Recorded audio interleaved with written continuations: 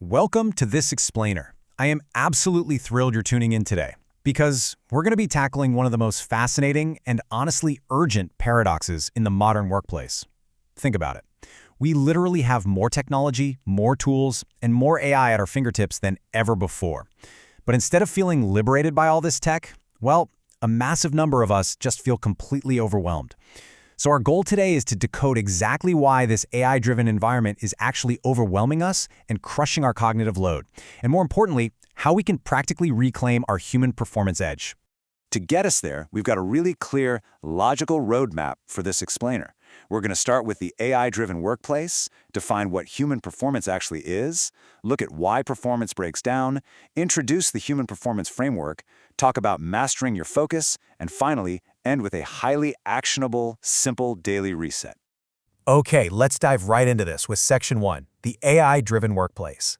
So there is a massive gap right now between the theoretical promise of all this new technology and the actual reality of our day-to-day experience.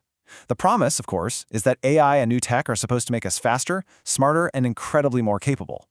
But the reality for most professionals, it's just this unrelenting upward arrow of pressure.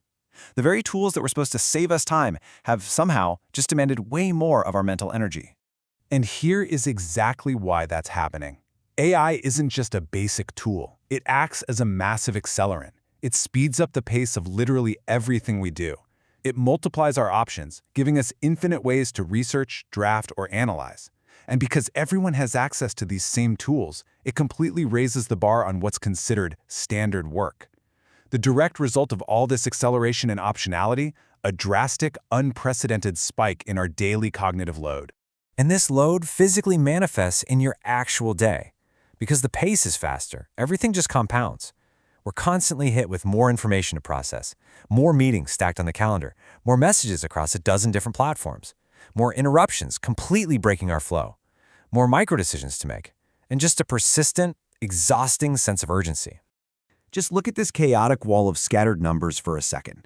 This is a brilliant visual simulation of exactly what that cognitive overload feels like inside our brains when we're trying to process the modern workday. When you try to juggle all those messages, meetings, and urgent demands all at once, your mind just becomes this wall of static.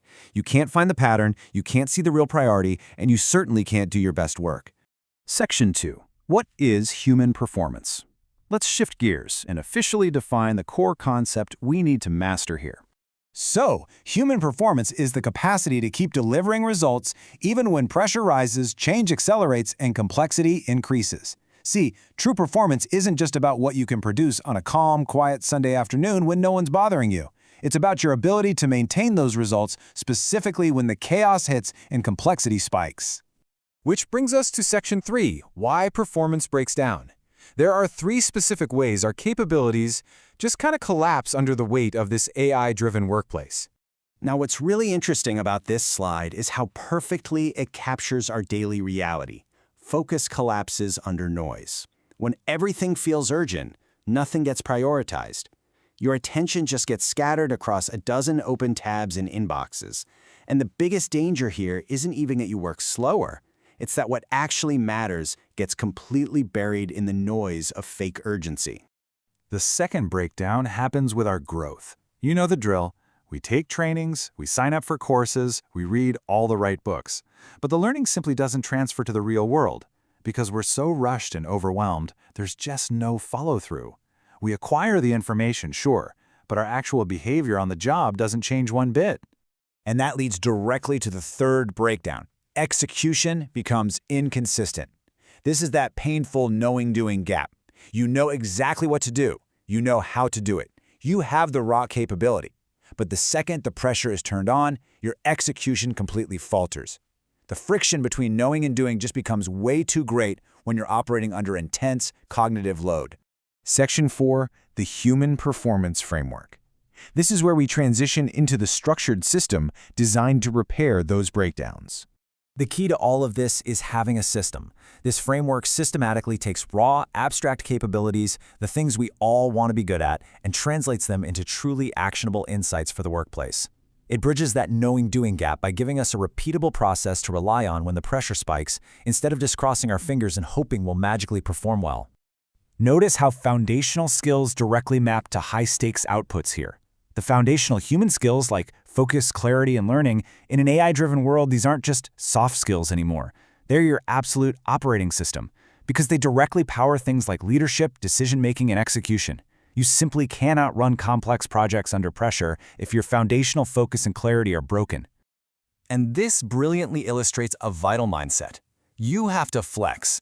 Rigid, perfectly planned strategies will completely shatter when they get hit with real-world complexity and change. True human performance requires the agility to flex your approach, adapt your focus, and pivot your execution as circumstances inevitably change throughout your day. Section 5. Mastering your focus. Let's zoom in on arguably the most critical capability of this entire framework.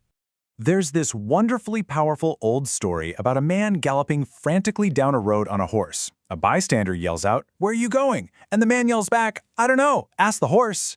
This is literally how most of us treat our workdays. We sit down, open our inbox, and passively let the chaotic horse of the modern workplace dictate where our attention goes. We're just along for the ride.